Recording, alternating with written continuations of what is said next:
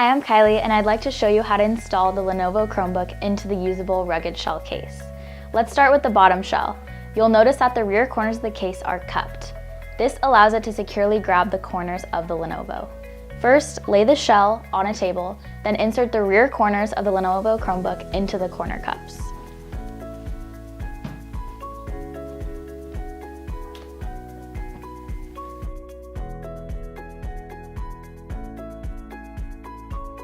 Once the corners are pushed all the way into the cups, you will then push the front left corner down into the shell. Quickly look around and make sure each of the corners are in place. Then snap the front right corner into its place. The top shell is basically the same process and should install quickly. With the screen open and tilted forward, first hook the corner cups over the bottom corners. Make sure the bottom corners are snug as you work your way up the sides. Then push the upper left corners into the shell, making sure not to press too firmly onto the screen.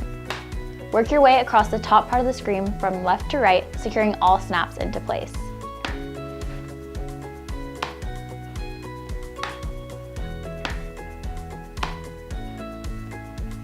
This entire install process should take less than a minute. The usable case will add years to the life of your Lenovo Chromebook.